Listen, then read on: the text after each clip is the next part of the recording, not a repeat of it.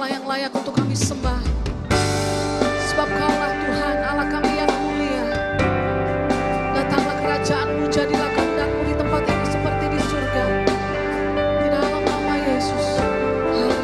Amin. Terima kasih Yesus.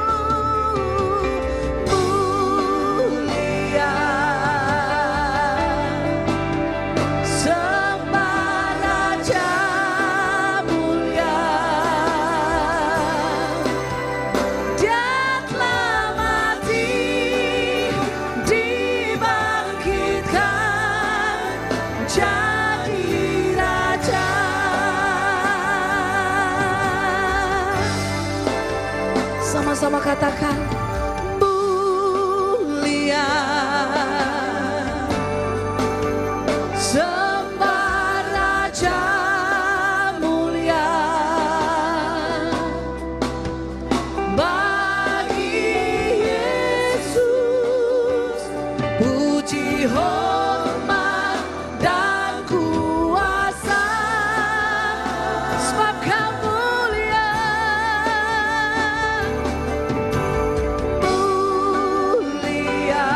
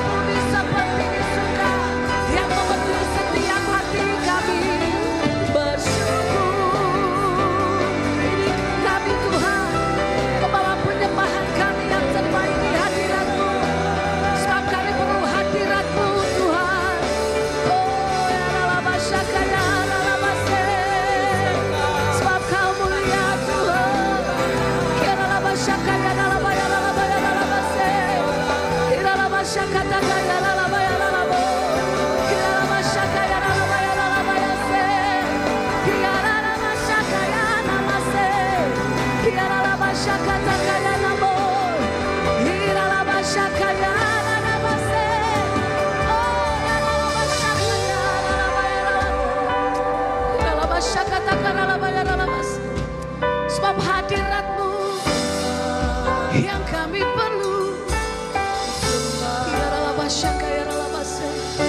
Terima kasih Tuhan. Oh Yesus, begitu mulia hadirat-Mu memenuhi setiap hati kami Tuhan. Terima kasih Tuhan. Oh terima kasih Bapa. Haleluya Yesus. Oh mulianya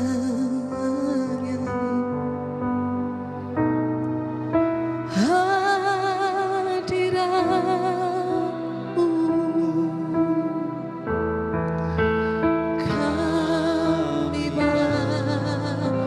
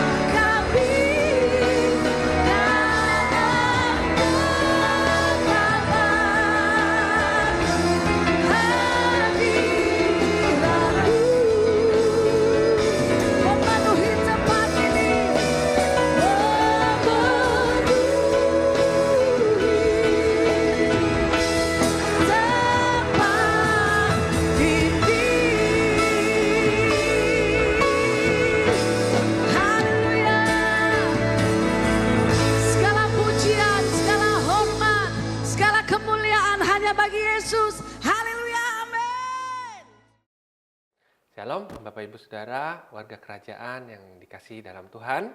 Kita hari ini masuk di minggu ketiga ya, di bulan Maret. Masih di judul The Valley of Refining, Saudara. Lembah pemurnian, Saudara ya. Nanti kita akan belajar sama-sama judul di minggu ketiga ini. Ketika Tuhan tidak menjelaskan, iman tetap percaya. Judulnya itu mengerikan gitu, Saudara ya. Ketika Tuhan tidak menjelaskan, iman tetap percaya. Mudah. Sesuatu yang mudah dijelaskan, diucapkan, tetapi sulit untuk dijalanin. Oke. Nah, sebelumnya kita satu dalam doa dulu yuk. Mari kita sama-sama berdoa. Tuhan Yesus, kami mengucap syukur Tuhan buat pemeliharaan Tuhan yang sempurna bagi setiap kami, buat kesehatan, kekuatan Tuhan, pemeliharaan Tuhan dalam pekerjaan kami, keluarga kami Tuhan, anak-anak Tuhan, semua yang ada boleh kami nikmati sampai hari ini semua karena Engkau Tuhan. Terima kasih Tuhan Yesus. Hari ini kami akan mendengarkan firman Tuhan. Biar semua yang sudah Hamba siapkan ini boleh Tuhan pakai untuk kemuliaan nama Tuhan. Biar Roh Kudus-Mu Tuhan yang menjelaskan semua maksud dari firman Tuhan pada hari ini Tuhan. Kami sambut firman-Mu dengan hati yang penuh syukur dalam nama Yesus. Haleluya. Amin. Oke Saudara. Sebelum kita masuk Saudara ya, saya mau kasih sesuatu yang cukup mengganggu sih Saudara di pikiran tuh ya Saudara. Buat kita yang sekarang ini tuh belakangan ini selama saya belajar gitu Saudara ya, jadi mulai kulik-kulik jurnal-jurnal gitu. Ada satu kata yang mulai ada di pikiran saya gitu. Namanya era postmodern Saudara.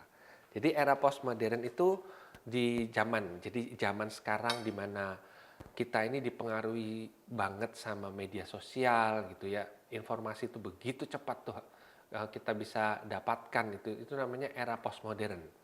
Jeleknya Saudara, ada sesuatu yang negatif menurut saya gitu ya, karena di era postmodern ini ternyata terjadi dekonstruksi iman. Apa itu dekonstruksi iman? Orang-orang itu mulai ya kasarannya meninggalkan iman Saudara. Mereka mulai pelan-pelan kepercayaannya, ketergantungannya sama Tuhan itu terkikis Saudara. Itu di zaman ini Saudara. Itu namanya yang saya baca-baca di jurnal-jurnal itu era postmodern itu terjadi dekonstruksi iman itu maksudnya seperti itu Saudara gitu Saudara ya. Jadi itu kenapa bisa terjadi? Ya itu tadi saya udah bilang. Informasi yang begitu cepat melalui media sosial Saudara. Sehingga semua itu seolah-olah bisa didapat dengan instan, Saudara. Belum lagi makanan yang instan gitu. Sekarang tambah banyak makanan instan. Semuanya serba instan gitu. Sehingga kalau zaman dulu meniti karir itu ya pelan-pelan gitu, Saudara ya, atau membangun sebuah usaha itu perlahan-lahan. Tapi sekarang enggak. Bahkan kalau di usaha itu namanya startup. Baru startup langsung melejit gitu, Saudara ya. Dan semuanya jadi semua kepengennya instan gitu, Saudara ya. Karena itu kenapa Saudara ya? Karena sejak ditemukan handphone gitu Saudara ya, ada semua wireless gitu ya Saudara. Itu semua peradaban berubah rupanya Saudara ya. Internet makin lama makin cepat. Saya ingat waktu zaman saya kuliah dulu, saya kalau mau cari bahan saya mesti ke perpustakaan. Karena di tempat kuliah saya, di tempat kos-kosan itu saya nggak punya akses internet. Jadi kalau mau cari akses internet, saya mesti pergi ke warnet gitu, Saudara namanya itu ya, warung internet. Atau saya ke perpustakaan, saya cari dokumen atau cari literatur gitu. Kalau lewat komputer, saya ke perpustakaan. Ini belum lama loh Saudara, sejak saya mulai kuliah itu Saudara ya. Sekarang kalau mau cari kuliah nggak usah pergi ke internet, di rumah aja, di tempat sekarang, bahkan sekarang ini saya bisa cari data-datanya. Dari mana? Dari gadget Saudara ya, dari handphone. Semua sudah wireless, internet juga udah cepat. Nah ini instan ini Saudara ya, rupanya membawa dampak yang cukup negatif juga buat iman terutama Saudara, iman kekristenan gitu Saudara ya. Jadi tanpa sadar mentalitas instan ini terbawa juga dalam cara kita memandang Tuhan, dalam cara kita memandang bagaimana Tuhan bekerja gitu Saudara ya. Wah ini repot Saudara ya. Kita seringkali ingin Tuhan yang instan. Tuhan yang instan itu gimana? Sekarang saya doa, sekarang saya jawab gitu. Jadi maunya itu Tuhan menjawab doa sesegera mungkin sesuai dengan tenggat waktu yang kita mau gitu saudara ya. Itu dampak negatifnya saudara. Dan itu ternyata saudara ya. Saya coba cari itu, saya coba googling saudara ya. Ada data sosiologis yang menunjukkan realita yang mengkhawatirkan saudara. Ini riset saudara ya, saya cari di AI sih saudara ya, tapi saya validasi gitu, saya coba validasi ternyata benar. Lembaga riset Barna Group mencatat, saudara bisa lihat di slide ya saudara ya, bahwa 40% generasi muda saat ini hidup dalam tingkat kecemasan yang tinggi, seringkali dipicu oleh ketidakpastian masa depan, tekanan finansial, dan tuntutan pekerjaan gitu saudara ya. Jadi tuntutan pekerjaan itu semua jadinya deadline-nya semakin mepet gitu. Semua berlomba-lomba, bukan cuma jalan jadi istilah kumpulkan sedikit-sedikit lama-lama jadi bukit itu nggak ada saudara. Jadi maunya itu langsung banyak gitu saudara ya. Langsung banyak. Berikutnya saudara, ada survei yang berikutnya saudara. Lihat di slide saudara ya.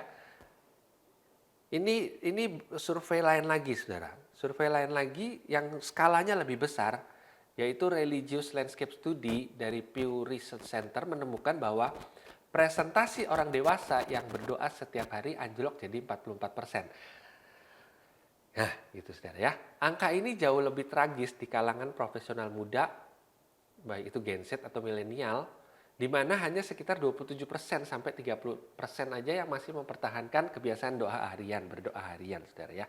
Ya, ini survei ya saudara ya. Saya juga nggak tahu ini di mana, kalau kelihatannya sih ini lembaganya ya di barat sana saudara ya, bukan di Indonesia. Semoga saya berdoa di Indonesia, terutama di Balikpapan sih enggak segini saudara ya. Presentasinya itu saudara ya. Kenapa sih saudara?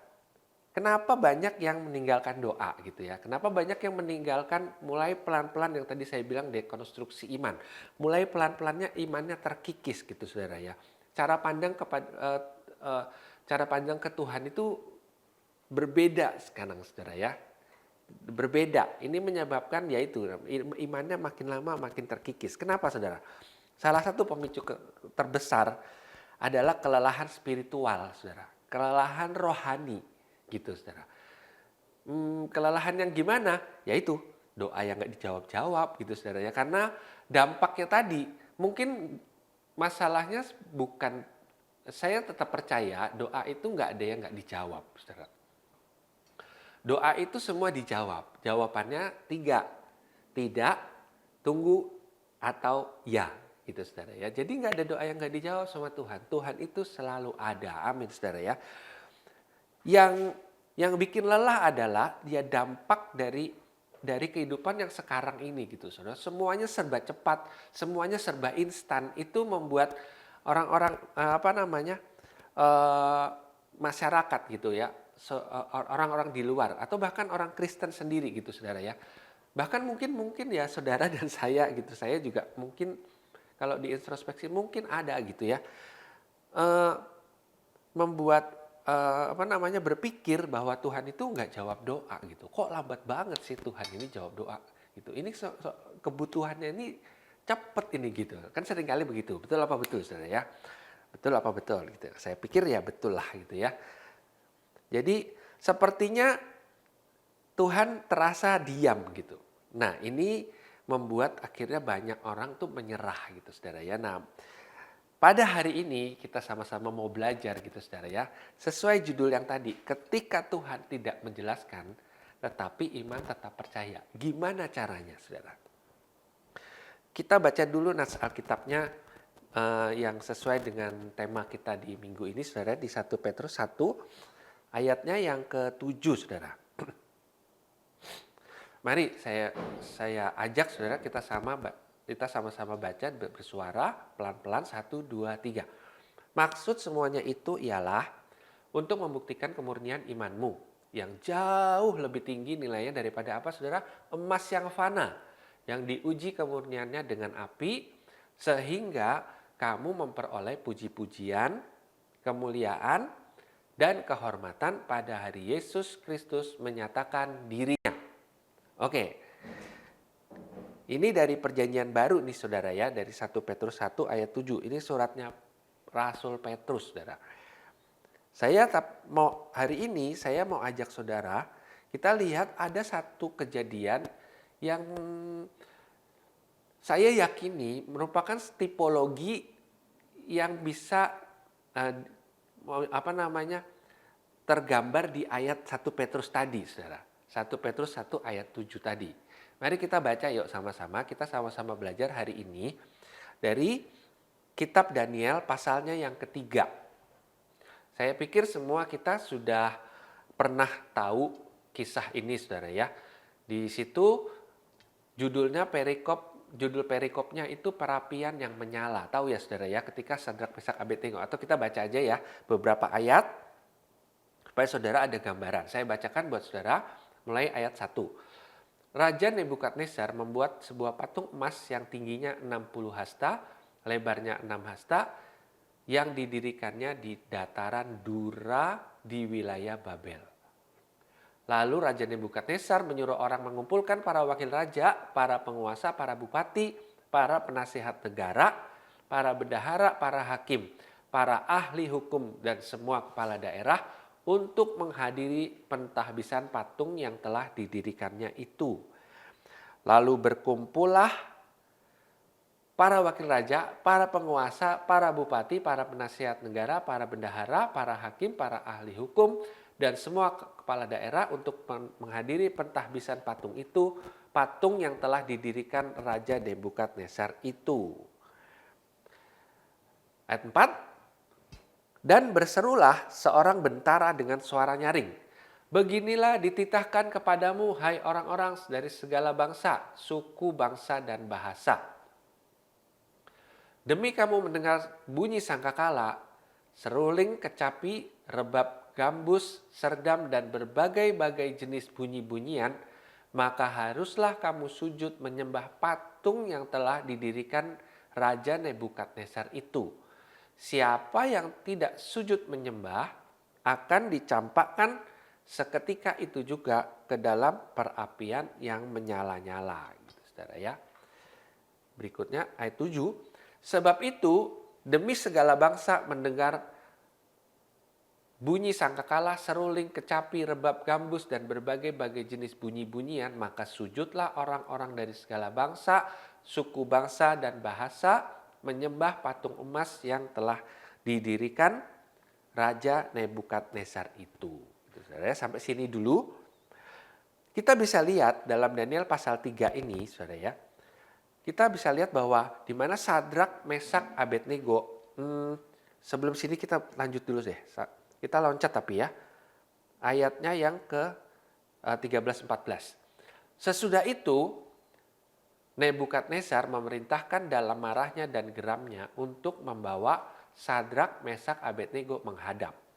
Setelah orang-orang itu dibawa menghadap raja, lalu berkatalah Nebukadnezar kepada mereka, apakah benar hai Sadrak, Mesak, dan Abednego bahwa kamu tidak memuja dewaku dan tidak menyembah patung emas yang kudirikan itu? Ayat 15-16. Sekarang jika kamu bersedia, ini dikasih lagi dikasih kesempatan. Demi kamu mendengar bunyi sangkakala, seruling, kecapi, rebab, gambus, serdam, dan berbagai jenis bunyi-bunyian, sujudlah menyembah patung yang kubuat itu. Tanda seru, ini marah ini Nebukadnezar, saudara ya. Tetapi jika kamu tidak menyembah, kamu akan dicampakkan seketika itu juga ke dalam perapian yang menyala-nyala. Dan dewa manakah yang dapat melepaskan kamu dari dalam tanganku, katanya, saudara ya. Lalu Sadrak, Mesak, dan Abednego menjawab Raja Nebukadnezar. Ini yang terkenal nih saudara ya. Ini yang terkenal, yang sering dikhotbahkan di gereja-gereja saudara ya, di mimbar-mimbar. Tidak ada gunanya kami memberi jawab kepada Tuanku dalam hal ini. Jika Allah kami yang kami puja sanggup melepaskan kami, maka ia akan melepaskan kami dari perapian yang menyala-nyala itu. Dan dari dalam tanganmu ya Raja. Tetapi seandainya tidak, hendaklah Tuanku mengetahui Raja, bahwa kami tidak akan memuja dewa Tuanku dan tidak akan menyembah patung emas yang Tuanku dirikan itu, gitu. Nah, kenapa saya bilang ini menjadi satu tipologi dengan ayat nats Alkitab yang sudah kita baca tadi di awal di dalam 1 Petrus 1 ayat 7. Saya melihat ada beberapa kemiripan, Saudara ya. Kemiripan dalam gambaran yang sudah kita baca dari Daniel pasal 3 ini, Saudara. Pertama, di 1 Petrus 1 ayat 7 tadi dibilang ada kata emas, ada kata api gitu, Saudara ya. Itu seperti menggambarkan situasi seperti yang digambarkan situasi yang di Daniel 3 ini, Saudara. Dan itu relevan apa enggak sama sekarang? Relevan, Saudara, sama keadaan yang sekarang ini, Saudara. Kenapa saya bilang relevan? Karena orang-orang zaman sekarang itu, Saudara ya, Saudara dan saya mungkin merasakan itu. Kalau saya bilang ya, saya merasakan gimana dampak dari segala yang instan itu.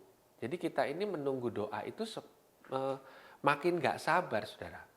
Makin nggak sabar. Nah, kalau nggak hati-hati, iman kita itu bisa terkikis, Saudara. Cara pandang kita kepada Tuhan itu jadi terdistrak gitu, Saudara. Jadi beda, jadi salah gitu, Saudara ya. Jadi salah. Dalam Daniel pasal 3 ini kita lihat dari Sadrak, Mesak, Abednego, Saudara ya. Mereka itu seolah-olah dibiarkan sama Tuhan, dalam tanda kutip, dibiarkan sama Tuhan untuk apa, Saudara? Masuk ke dalam perapian yang menyala-nyala itu, Saudara. Kenapa? Kenapa, Saudara? Saya percaya dia pasti berdoa kan. Waktu dia disuruh dari awal aja, waktu ada pengumuman untuk menyembah patung itu, saya percaya Sadrak, Mesak, dan Abednego pasti sudah berdoa sama Tuhan. Aduh Tuhan, kami ini nggak mau menyangkal Engkau, tapi ini disuruh dan kami posisinya harus ikut gitu. Gimana ini Tuhan? Tolong Tuhan. Lalu kan kalau bisa Tuhan gitu pasti. Dalam pikiran saya sepertinya harusnya mereka berdoanya seperti itu. Tolong Tuhan, lepaskan kami Tuhan dari ini gitu loh. Jadi ada satu belenggu yang mengikat, dia diharuskan untuk menyembah berhala, Saudara, menyembah patung, Saudara ya. Dia coba biasanya ini dikotbahkan soal integritas sih, Saudara ya. Dimana sudah percaya sama Tuhan, udah nggak usah nyembah mana-mana lagi gitu. Oke. Tapi saya mau garis bawahi yang soal perapian menyala-nyala. Seolah-olah Sadrak, Abednego doanya nggak dijawab. Apa yang dia minta kepada Tuhan itu nggak dijawab seolah-olah, Saudara. Tapi dia tetap percaya gitu, Saudara. Tapi mereka ini tetap percaya. Ini yang mau kita pelajarin. Apa tujuannya, Saudara? Kenapa Tuhan membiarkan, dalam tanda kutip ya, Saudara, membiarkan Sadrak, Mesak, Abednego untuk masuk gitu ke dalam perapian?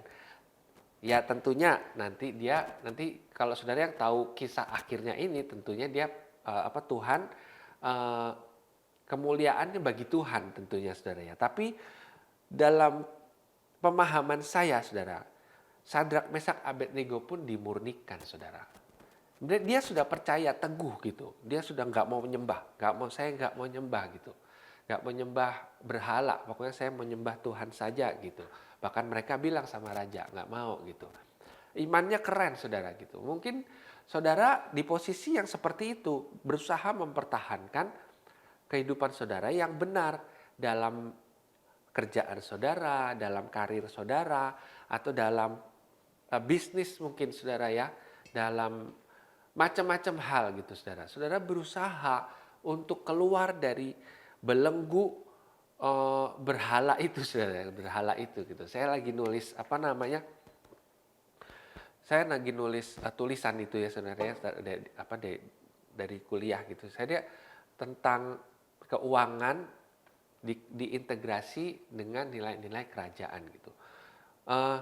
Ternyata saya bisa lihat bahwa sekarang ini kalau soal keuangan itu kita bisa tahu lah ya, bisa lihat sendiri lah ya, begitu banyak jerat-jerat keuangan yang membuat kita itu semakin memberhalakan uang, Saudara, mamon. Semakin sulit kita untuk kita lepas dari ketergantungan sama sistem keuangan dunia gitu. Karena untuk mendapat uang itu sekarang pinjol itu begitu dahsyat mereka iklanin gitu saudara ya. Begitu dia bisa yang langsung direct sales pakai telepon gitu saudara ya. Uh, atau yang iklan-iklan itu begitu banyak tuh pinjol-pinjol itu saudara ya. Dan banyak juga orang yang terjebak gitu saudara ya. Uh, apakah nggak boleh berhutang gitu ya? Tanda tanya ya saudara ya, tanda tanya. Saya juga pikir apa nggak boleh berhutang. Tapi kalau kita mau percaya bergantung penuh sama Tuhan, harusnya tidak perlu berhutang. Betul apa enggak ya saudara ya? Tapi ini debatable ya saudara. Jadi bisa didebat saudara ya. Saya nggak mau bicara itu sih. Tapi saya mau bicara bagaimana sekarang ini orang yang nyembah mamon itu, nyembah harta, nyembah uang itu makin banyak saudara. Kenapa? Ya kebanyakan ya terjebak di materialisme saudara. Karena apa? Ya tadi saudara, kembali lagi dampak media sosial itu saudara. Begitu lihat di IG, wih ini kok harganya bisa ini, sanggup ini, bisa deh dicicil deh gitu kan. Puaskan terus roh materialisme dalam kehidupan kita. Akhirnya beli. Nah akhirnya terjebak udah saudara. Mau nggak mau harus nyicil kan saudara, harus bayar cicilan gitu. Mau nggak mau saudara kejar yang namanya uang supaya dapat uang untuk nyicil. Padahal saudara mungkin maksudnya ya nggak mau bergantung sama Tuhan, tapi sudah terbelibet namanya saudara ya, terbelibet itu saudara. Sudah terikat gitu. Nah seperti itu sih saudara. Saya pikir juga analogi yang kita baca dari kitab Daniel ini bisa saudara, kita ini relevan saudara. Jadi mungkin banyak orang yang dipanggil itu dari antara para pembesar tadi, ya ada mungkin ya saudara ya, mungkin ada orang-orang yang sebenarnya percaya Tuhan mungkin ya saudara. Ini yang bukan saudara ya. Tapi yang berintegritas ya 3 orang itu yang diceritakan di sini. Mungkin mereka, aduh aku nggak mau nyembah, tapi ini terpaksa. Kalau enggak aku nanti masuk perapian. Mereka takut gitu saudara ya. Tapi yang ini kita belajar dari 3 tokoh inilah saudara ya. Gimana caranya supaya kita bisa melewati lembah pemurnian itu. Melewati api pemurnian itu saudara. Nah api pemurnian itu untuk apa? Nah saya percaya untuk memurnikan iman mereka pasti saudara yang satu. Dan tentunya Tuhan mau menyatakan kemuliaannya lewat api itu saudara. Lewat hidup Sadrak, Mesak, dan Abednego yang lewatin api pemurnian itu. Kita akan belajar sama-sama tuh saudara ya. Hari ini kita mau belajar 3 hal yang Tuhan mau luruskan setiap kali kita melewati api pemurnian yang seperti Rasul Paulus tadi di nats kita di Rasul Petrus di dalam 1 Petrus 1 ayat 7 itu, atau dari contoh Daniel ini saudara, dari Sadrak, Mesak, dan Abednego. 3 hal yang Tuhan ingin luruskan melalui api pemurnian. Yang pertama saudara, dia ingin kita meluruskan kembali posisi Tuhan sebagai pemegang kendali dalam hidup kita. Api pemurnian itu bertujuan satu ya saudara ya, meluruskan kembali posisi Tuhan sebagai pemegang kendali dalam kehidupan kita. Saudara ya, istilahnya gini, serahkan hak mengaturnya sama Tuhan gitu loh. Kembalikan hak ngaturnya itu di Tuhan, bukan di kita gitu saudara ya.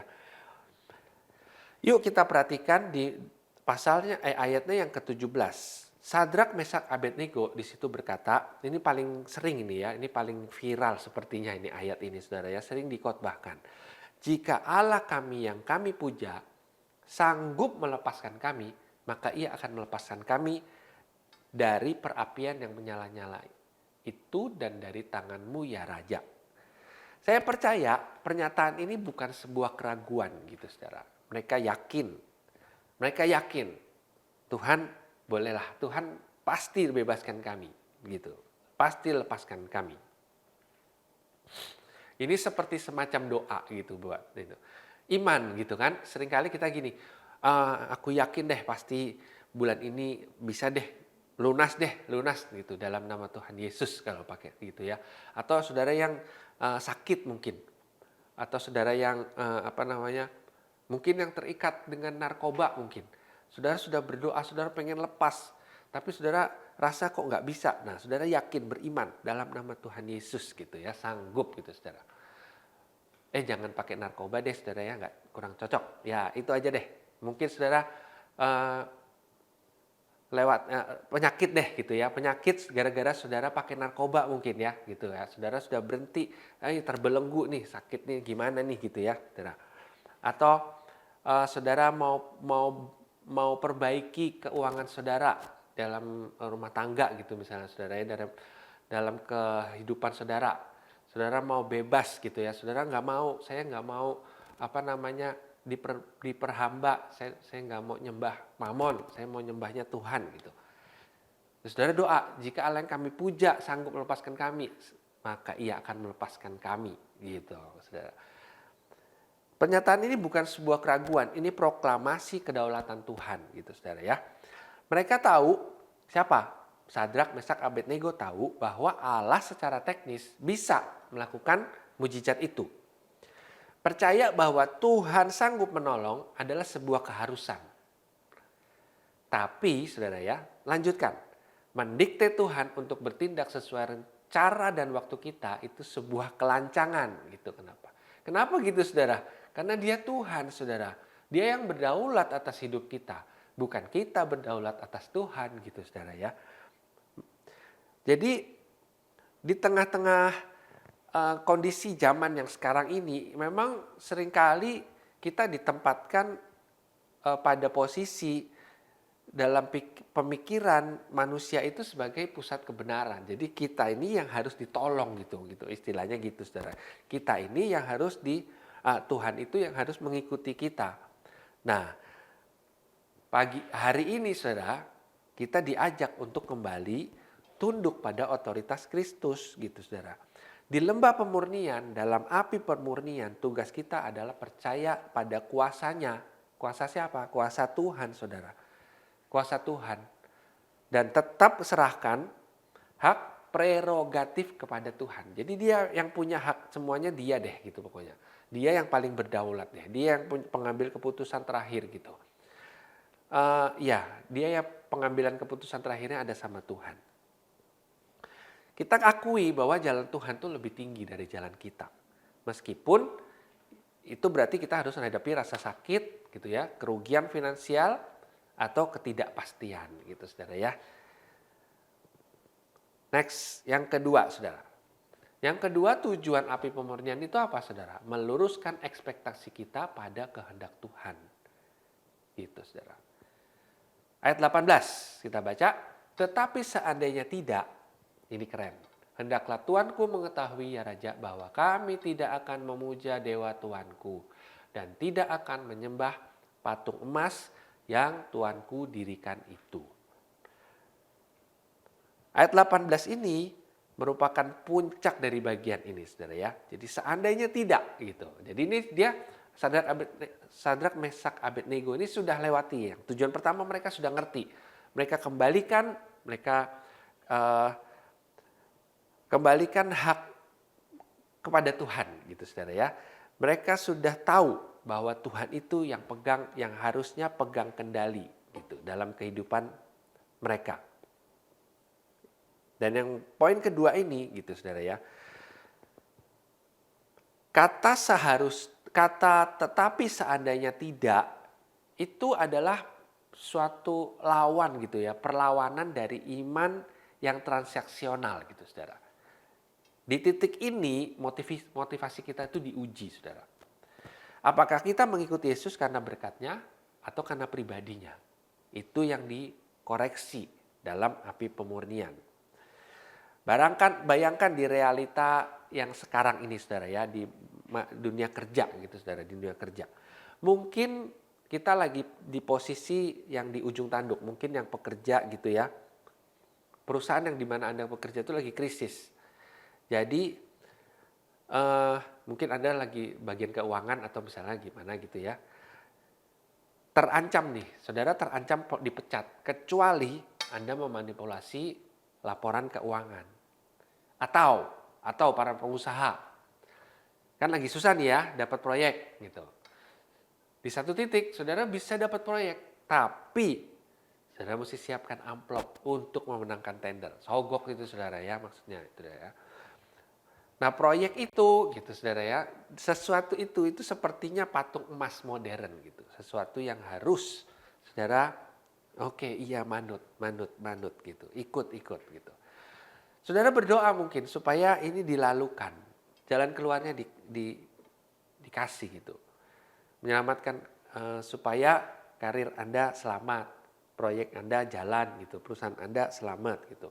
Saudara tahu, saudara yakin sanggup.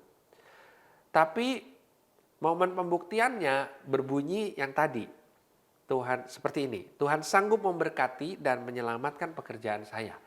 Tetapi seandainya tidak gitu kan, tetap ada kan saudara kemungkinan. Seandainya tidak, seandainya saya dipecat dan hari ini gitu, seandainya bisnis saya harus tutup hari ini gitu ya, gitu saudara ya. Karena saya menolak untuk menyuap, menolak untuk memanipulasi laporan keuangan dan sebagainya. Hendaklah dunia tahu bahwa saya tidak akan sujud pada patung emas kecurangan gitu, pada mamon berhala gitu, berhala mamon. Pada ya itulah saudara ya, berhala yang saat ini gitu saudara ya. Kesetiaan sejati saudara terbukti justru ketika masalah itu ada. Masalah itu nggak kunjung selesai, nggak selesai-selesai, tapi kita tetap memilih kebenaran. Itu kesetiaan kita teruji, saudara, terbukti di situ, saudara. Oke, yang terakhir, saudara, yang ketiga. Apa tujuan api penyucian? Api pemurnian itu bertujuan untuk meluruskan kembali pemahaman tentang tujuan itu sendiri, api pemurnian itu. Di ayat 24, kita baca. Kemudian terkejutlah Raja Nebukadnezar lalu bangun dengan segera. Berkatalah ia kepada para menterinya, bukankah 3 orang yang telah kita campakkan dengan terikat ke dalam api itu? Jawab mereka kepada raja, benar ya raja.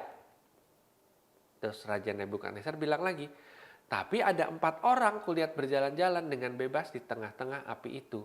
Mereka tidak terluka. Dan yang keempat itu rupanya seperti anak dewa gitu saudara ya. Siapa itu saudara? Yuk bilang sama-sama, itu Yesus. Ya, yuk bilang sama-sama sebelah kanan kirinya, itu Yesus gitu ya. Ini keren saudara ya. Jadi kita menemukan bahwa peristiwa Sadrak Mesak Abednego dilemparkan ke dalam perapian yang menyala ini adalah suatu peristiwa yang indah yang sudah diatur oleh Tuhan. Saudara.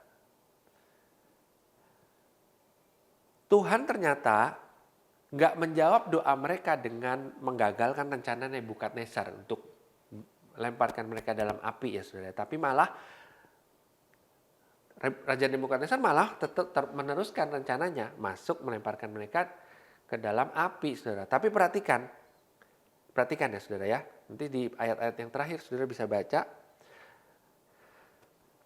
Api perapian itu tidak membakar tubuh mereka. Yang terbakar hanya tali-tali yang mengikat Sadrak, Mesak, Abednego. Wow, gitu saudara ya, keren. Dan yang lebih luar biasa, ada pribadi yang keempat. Yang tadi kita sama-sama, itu siapa? Itu Yesus gitu saudara ya. Yang berjalan di tengah api itu, yang rupanya seperti anak dewa katanya si Nebukadnezar, anak Allah. Siapa dia? Yesus dong datang gitu ya. Datang di mana? Di dalam api pemurnian. Di dalam apinya Sadrak, Mesak, Abednego ada pribadi keempat yang rupanya seperti anak dewa gitu ya. Nah, saya percaya kalau kita tetap percaya mempertahankan iman kita seperti Sadrak, Mesak, Abednego, kita bisa seperti itu saudara.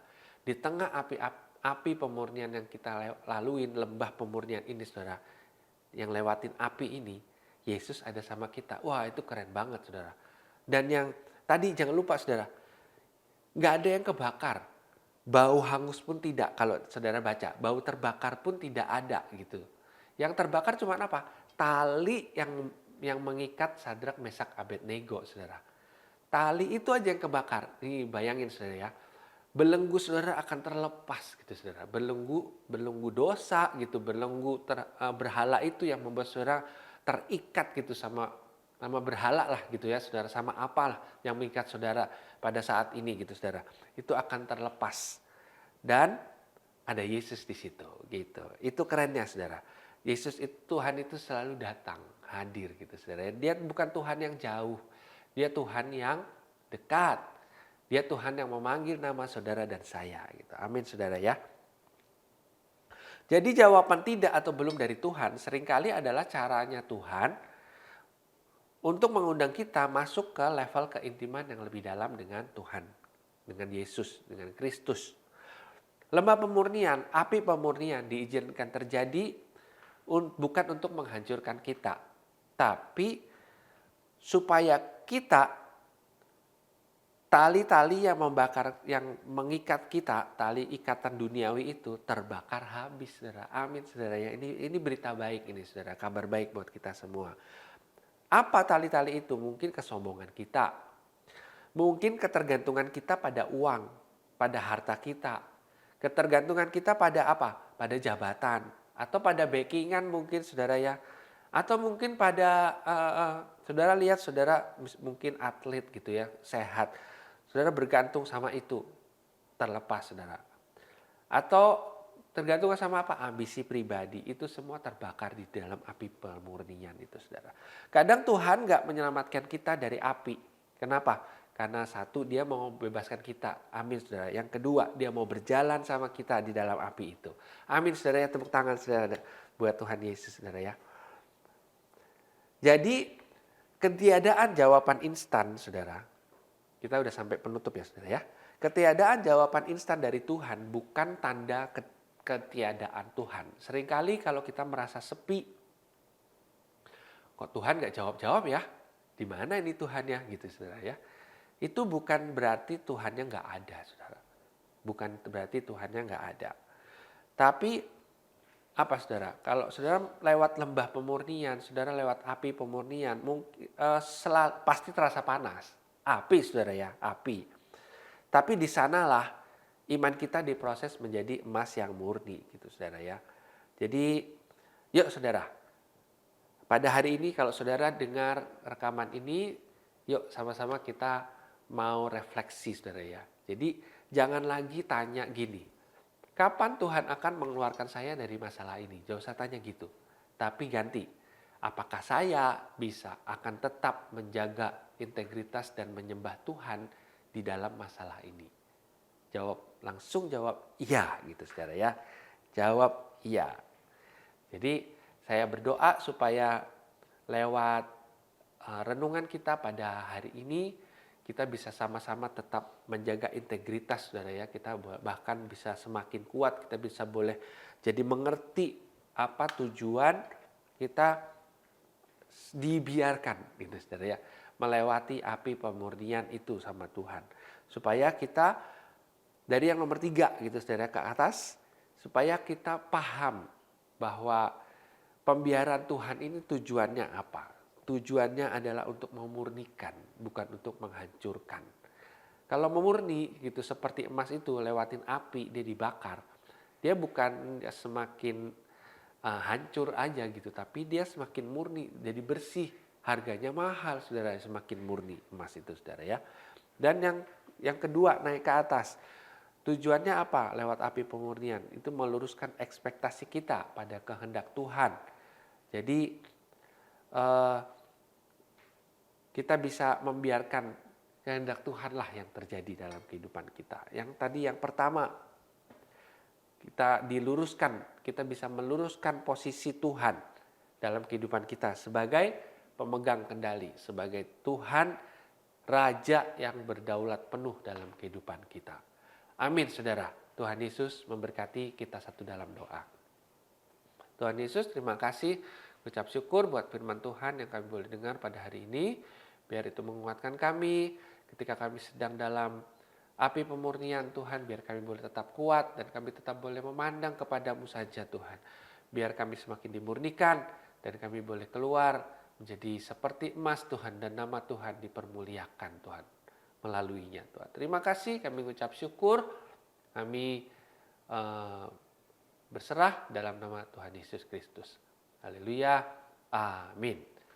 Kita akan doa syafaat, saudara. Mari kita satu dalam doa, kita angkat tangan kita, Mari kita memberkati bangsa kita. Tuhan Yesus, kami berdoa buat bangsa kami, bangsa Indonesia Tuhan. Kami percaya bangsa kami tetap ada dalam pemeliharaan-Mu Tuhan. Mata-Mu Tuhan tetap melihat atas bangsa kami ini Tuhan. Kami berkati Pak Presiden, Wakil, para Menteri, dan semua Tuhan mereka yang bekerja untuk bangsa ini. Tuhan berkatin, persatukan kami rakyat Indonesia Tuhan. Dari Sabang sampai Merauke Tuhan. Dari setiap pulau-pulau di seluruh Indonesia Tuhan. Biar kami tidak terpecah belah Tuhan. Kami berdoa setiap pembangunannya berjalan lancar. Dan kami berdoa buat perekonomian di bangsa ini Tuhan. Boleh tetap aman dalam perlindungan Tuhan.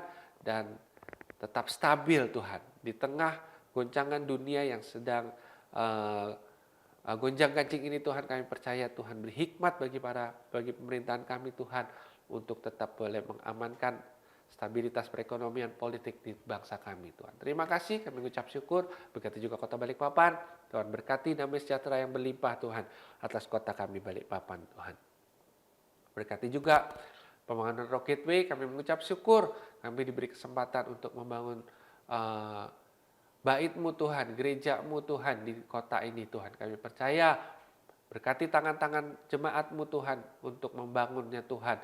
Biar kami bersama-sama boleh membangun gereja-Mu di Balikpapan ini dan nama-Mu Tuhan dipermuliakan. Berkati para panitia pembangunan Tuhan.